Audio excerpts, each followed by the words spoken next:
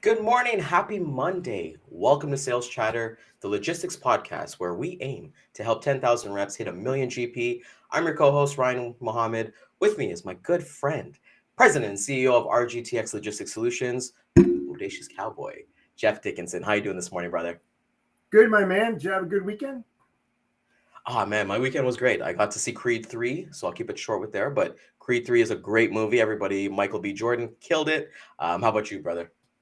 Hey, you know what? It was one of those relaxing weekends. I like to relax on the weekends, to pump myself up for Mondays because I love Mondays. And man, we got a great week kicking off. More about empowering women into logistics. We've got a great guest today. She's a good friend. Let's get into this. Boom. Welcome to the HPLS podcast. Live, relevant, and high performance information, conversations, and education weekly.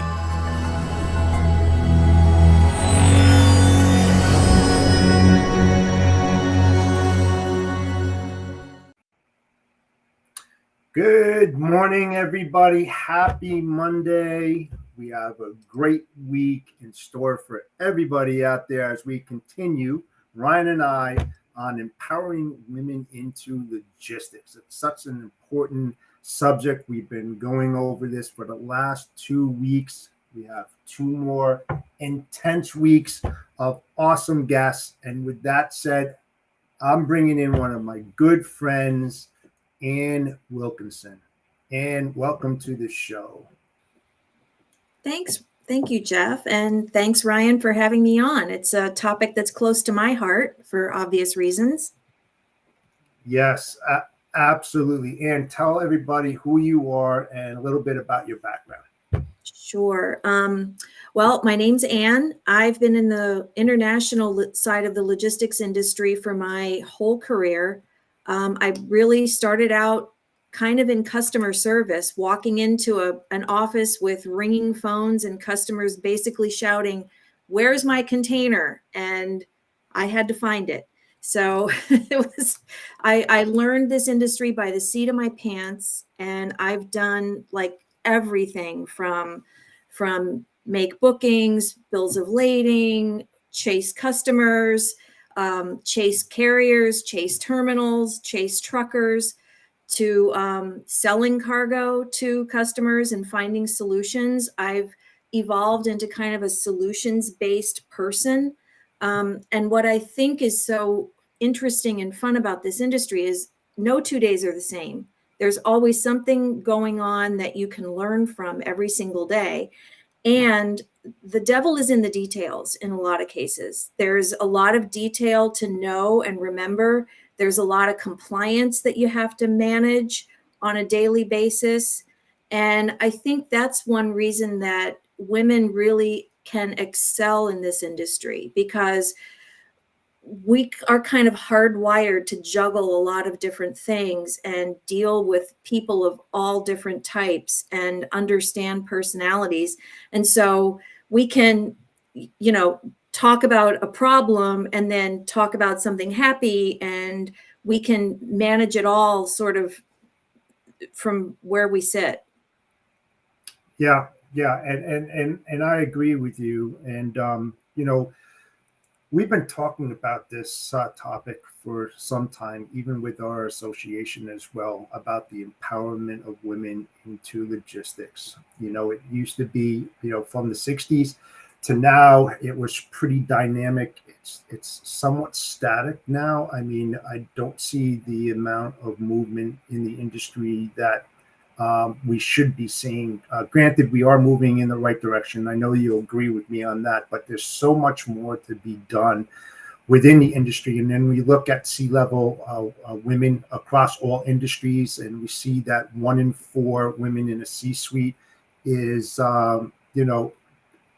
is a woman, only 25%, and then 1 in 20 women of color or in a C-suite, or 5%. It's so low. I know this is an important subject, and you talk to me about it. What are your thoughts about it, and what's going on? Oh, that's such a big topic, and it's so important. I think part of the reason is I attribute a lot of it to how women enter this industry. A lot of the C-level people, men in the logistics industry, may have started out in like a different sort of a role. I know guys who are directors of global logistics, who are the CEO of the USA, who really got their start like driving a truck or working in a warehouse. And that has been and continues to be a very frowned upon path for women. I looked up some stats over the last week, and only like the number varies, but it's less than 12% of forklift operators are women. The vast majority are men. And that's a good way to get into the industry if that's what you're interested in. There's a lot of on the job training that you can get. So that's a good way to see an operation, be detailed about it, do your job, and then sort of get a glimpse of the whole picture of how things go. Yeah, and how do these women, from your point of view, get that knowledge base? What do you recommend women doing to get into these type of roles, whether it's in a warehouse atmosphere or in the operations, in maritime, or even in logistics? Really good question. I think for so many women, the entry point is through the office door, and so many women go straight into customer service or operations roles. And those roles, if you're not careful, can be very siloed. You'll just be doing one portion of what you do all day long. I think the important thing to do is look around you and reach out. And if you see a woman in a high level position, like try to get to know her and find out what was her path. What did she do? I'm a big believer in informational interviews. It's something that I've done throughout my career. And when I've even dabbled in other things that haven't been involved in logistics. As an aside, I've also been a professional photographer. And one of the ways I got into the business was basically finding people in the industry and scheduling 20-minute informational interviews with them and just picking their brain. And I learned so much, and it really got me started and gave me a leg up. So I think that's a really, really solid thing to do. That's that's tangible, a tangible thing that you can do besides hoping that you can get a promotion for your hard work. I think that in an operational standpoint, kind of circling back to what I mentioned about the details of the business, is women are really good at handling a lot of detail. Again, we're hardwired for that. And so it can be very easy for a woman to be sort of locked into a job because you do it so well. And I kind of would hope that not to become bad at your job, but to be able to spend some time looking around and seeing what else is out there and really focusing on the big picture, learning what makes that company tick, learn the people that are involved in it from a high level and a mid-management level, as well as, the peers that you work with. Yeah, all good stuff. I mean, that's very important, especially informational interviews. I think that's key. That's something new that we've heard on this show since we've been doing it for the last 2 weeks. I think it's very, very important. How about management and human resource directors in corporations? What can they do to support women who are coming into that office, going through that front door, either on the interview side or actually taking that seat and doing their job? What can they do to support them? There's actually a lot of things that can be done. And a company that I recently worked for had a really strong professional development program where they would bring in fresh graduates from a good school, but a local school, and they would hire people to work for a finite year.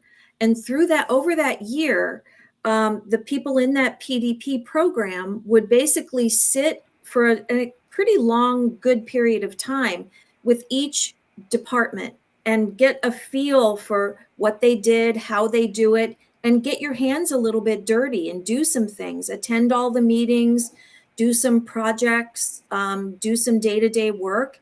And at the end of that year, that professional, that person that went through the program then gets to kind of declare where they want to end up. And it's ended up in some really great, the company I just left, they basically had some kick-ass women. I don't know if I can say that, but they were awesome, smart and hardworking and determined. And they're now an integral part of the company. And I really think that if companies focused on bringing in people, hiring them, don't do unpaid internships, but hire them at a good market rate and let them be exposed to all parts of the company, that is a really big help.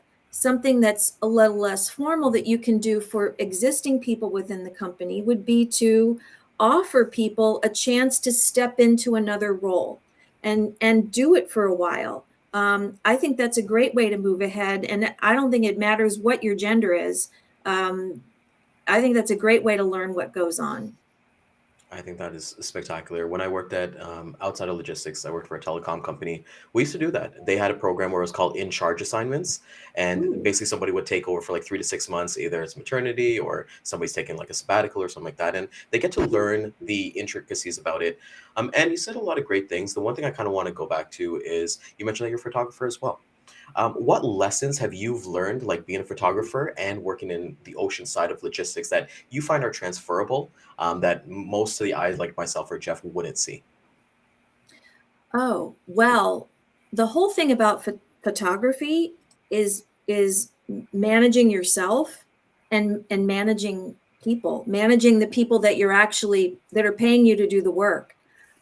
They've hired you because they they can't take a picture of themselves. Even the best selfies all look the same, right? You need somebody who can sort of see you and look through the viewfinder and find you. So for me, it was working with people. It was learning what to say to get them to come out of their shell. It was learning how to be approachable. It was learning how to build a trust, a very quick trust between a photographer and their subject is so important, so important. And I think one of the things that has helped me personally was just I like to talk to people. I like to get to know people, and so those two things really helped, and that sort of has fed that solutions based approach that I've learned to take. Anybody can sell a rate, right? You have to be able to sell a solution behind it that really works for your client. So that was a great question. You caught me too. That was a good one. And we were talking about cross training before when you mentioned that and having women go into different seats in those roles.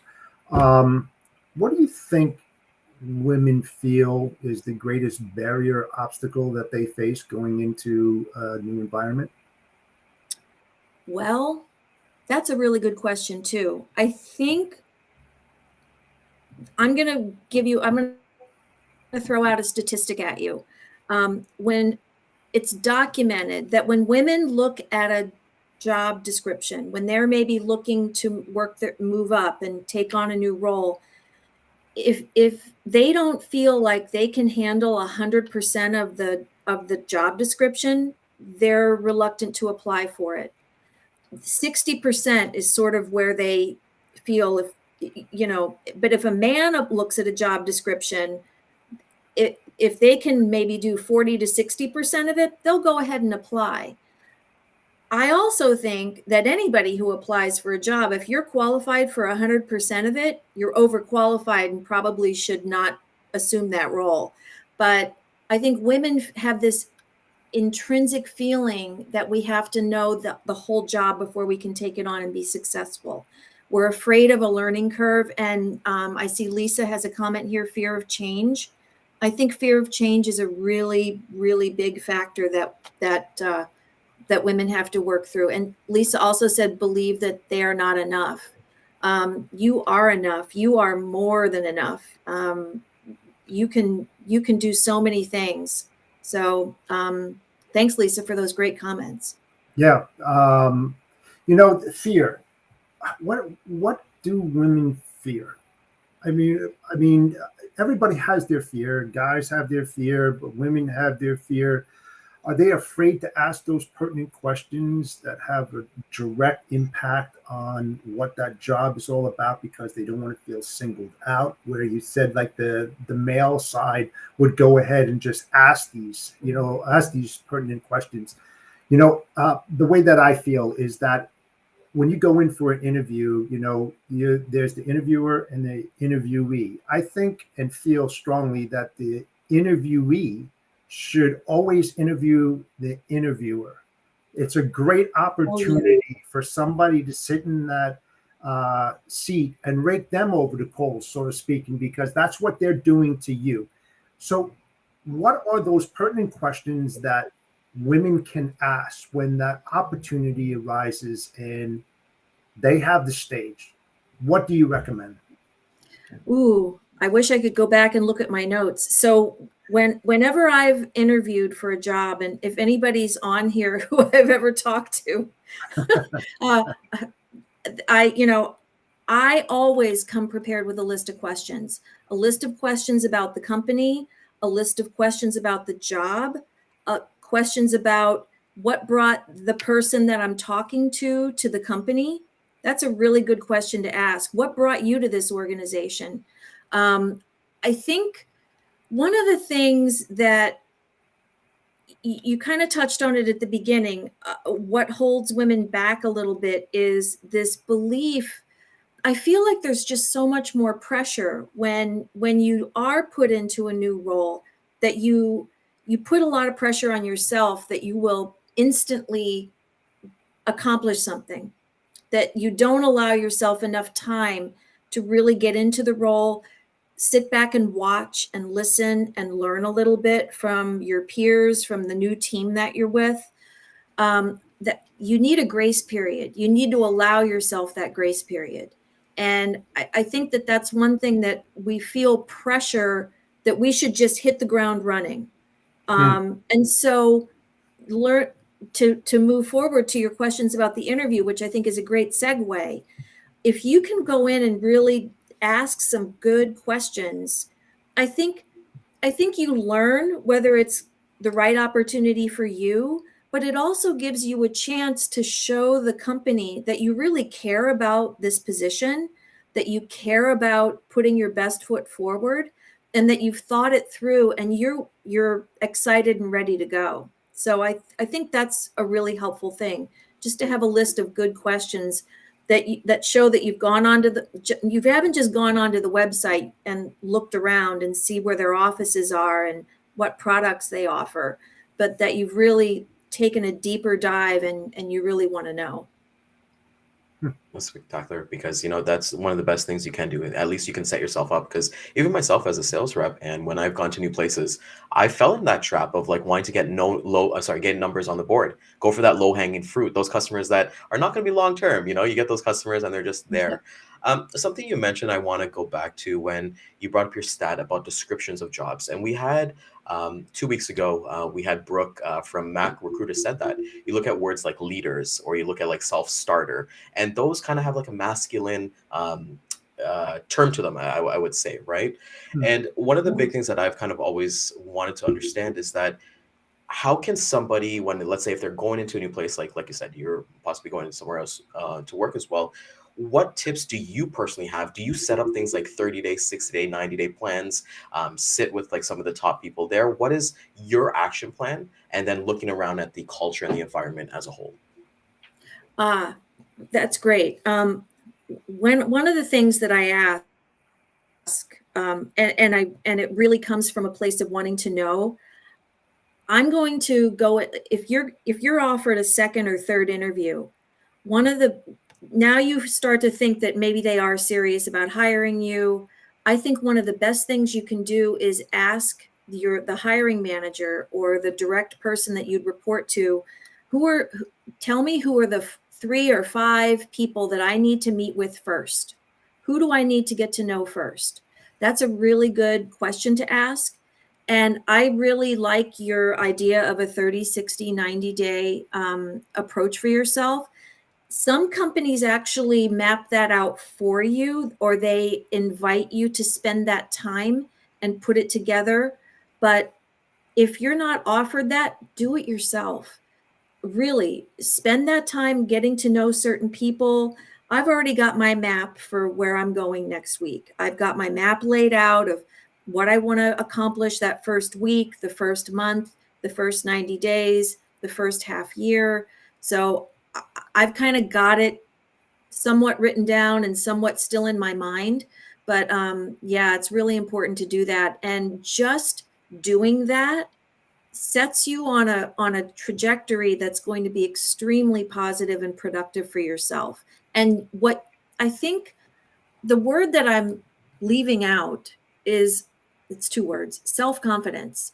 You need to, and that is one thing where if you can fake it a little bit, if you're not really totally feeling it, it's okay to fake that till you make it, because you will. That'll just help you get in that channel and feel that sense of self-confidence. And, we need all the help we can get. So that's a great question. You guys ask good questions. Thanks. You know what? I'm just thinking about, the sales approach. And when we went to lunch the other day, we started talking about that. And one thing that you said is about, because I firmly believe that you should find out the person you're talking about, the company that they work for, do your homework, find that out. How important is that to women to do that upfront homework, to get themselves in the position A, as I would say, to have a real good upper hand compared to their competition, whether it's other women or men that are applying for that same role? You mean are you talking about basically a face-to-face customer meeting, or getting a job as a salesperson? Yeah. Getting a job as a salesperson, talking to that interviewer, finding out about that. What else? What's the upper hand from them doing that? I think it's really good to try to get to know who you're talking to. Again, you can sort of approach it from an informational interview aspect. Ask them some questions like, how long have you been with the company? And what was it that brought you here? How did you come to join this organization? And what is it that keeps you here? And what makes you excited about coming to work every day? And those answers can be very telling. And it shows that you want to engage with somebody. And then you can fast forward that to, a face-to-face customer interaction. And you can, I wouldn't say stalk them, but you can certainly find out information on LinkedIn. I think it's acceptable practice now to look somebody up on LinkedIn before you go and see them. And it's not frowned on anymore. It kind of used to feel stalkerish. But now you need to do that. You need to know a little bit about the company, and you kind of need to prepare yourself with some good data, and go in and really have a little bit of a basis of what you know about the company. It helps you get started. One thing that I may go out on a limb here, but I feel like in a solution/sales situation, a woman tends to want to get to the heart of the matter and talk about that solution, that challenge to the value that she and her company can bring to the customer. And we tend to bypass some of what we kind of think of as small talk, that guys are so good at engaging in. I think you need to be able to handle a little bit of that, and you'd be amazed sometimes at the things people tell you you sit in their office and then you go out to lunch, and it can be eye-opening, some of the stories that they'll tell you, how you can quickly get to know somebody. I also think that in a sales scenario, if you can take another woman from the same company with you, a subject matter expert, someone in operations, someone in the customs brokerage team, someone in the land transport or the contract logistics with you, knowing that they can bring some value, I'm telling you, two women in a sales situation can crush it. You can do so many great things. So lean on your subject matter experts, engage people. You're not in this alone. And I think that's something, I'm going to kind of go back to some other things that you said. I think that's a danger where women fall into, is they feel like they're on their own, and you're not. Watch your male counterparts. They're always talking and they're always interacting, and even some forms of socializing. Use that to your advantage too.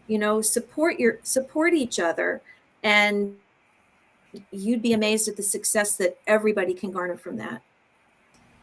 That's perfect. You are a rock star, and I want to get to some of the questions, and I want to learn a little bit about you, because this one question is about yourself. You're giving amazing advice, and I think anybody, I know myself, I'm going to have some takeaways, and everybody in the audience. But let's get over to David's question here. He wants to know, can you share your biggest win? And also, is there something you would like women to adopt to win more in their lives? So this could be professionally, this could be personally, with your experience that you've gathered over the years. I mean, I've really been lucky to have some good successes in my career. And there's one in particular that I like to talk about because I didn't do it myself. I did it with a lot of other people. We handled, my team and I handled a very complex export shipment that involves standard containers, oversized flat racks, open tops, and they had, I think there were 8 different door origins, and all of the cargo had to move out of one port on one vessel and on one bill of lading. And coordinating that, it took about 6 weeks to put the whole thing together. And we generated a huge amount of revenue, but we met as a team every single day, multiple times a day, and went over all the details. And we engaged the right partners to help us out, the right intermodal carrier. I won't say it was flawless. There were a lot of moments of like sheer terror, but we got it done. The customer was happy, and we made the branch a huge amount of money on one file. And so it was really good. Again, it was teamwork, and it was building that team and working together, rolling up your sleeves, getting a little bit dirty and getting it done. Yeah, actually, you know what? I got actually one more question for you, because you bring up teamwork, and I saw like a comment that sports cliches are they're so outdated, and I truly believe it, because even myself, right? I think it comes back to even kind of Jeff's post about March Madness, which is the NCAA basketball tournament every March. But what do you think, like in terms of that women balance? Because even my wife, if I was to go give her like a sports cliche, she'll be like, "Is that a wrestling term?" Because I watch wrestling all the time, and then she'll be like, "Okay, what does it mean?" But where do you see that shift changing? Where hey, let's get some what's the word I'm looking for? Not necessarily gender, but getting having phrases that we all understand and we can all contribute to, rather than this kind of being the inside joke that we have in the clubhouse and so on. Exactly. Yeah, I think that's really important. And I think companies need to think about that. Some companies just overuse those sports cliches, and they even make it an integral part. They name programs after sports cliches. And I think I'm not going to use the word offensive, but I think it serves a very male dominated purpose. And it would be really nice to see some more balanced naming conventions and comments about how we get work done. There's other ways to describe a team other than through the NFL or the NHL or Major League Baseball. That is amazing. So, Anne, want to thank you so much for coming out today. Can you let everybody know how they can get a hold of you? Because you're amazing. I'm definitely going to hit you up for some ocean stuff. What's here, but you are amazing. Sure. Let us know about yourself, even your photography as well, even if they're out in that area. Sure. Well, I'm on LinkedIn, Ann Wilkinson. You can find me easily there. Reach out, hit me up. Let's connect and let's talk. It's a good way to start. And then from there, we can share, email and phone information. I would love, one of the things that I would like to leave as a legacy of my career is being a mentor to women in this industry. It's something that's very close to my heart, and I feel like I've been able to do that. And I would love to talk somebody through it. Lisa brought up another topic about being a mom and working, and I've definitely done that. And I would love to support as many women as I can in this industry. So please feel free to reach out. Yeah, and mentioned earlier in this episode, like look at like informational interviews. So Anne is telling everybody in the audience her DMs are open, so hit her up and book those 20 minutes Yeah. and get them with her. So want to thank you so much again for coming out today. I want to thank our corporate sponsor, Daman at Centurion Trucking and American Logistics. They are looking for sales agents across North America, paying up to 60% GP. Hit up Daman; his team is amazing. He was definitely in our comments here. And if you found value in this, and I know you did, please like, comment, subscribe. We have our YouTube channel that we got going on. We've got posting this on LinkedIn, Facebook, YouTube, and Twitter. We'll hit the replays again at 2 and 6 p.m. Eastern Time. Just make sure to let us know what you liked about this and how we can be better for tomorrow's episode. And with that being said, Cowboy, take us home. Great. Thank you so much, Ann, for joining us today. I know you're so busy, and I appreciate your time. What we spoke about today, I thought was excellent. It gave a lot of golden nuggets, which everybody needs, especially the women out there. I appreciate the offer of letting our audience know to reach out to you and DM you. That is so kind of you, and I appreciate that, both Ryan and I. So with that said, thank you again. Bodacious out. Have a great day, folks. See you tomorrow. Thanks, everybody. Thanks, Jeff. Thanks, Ryan.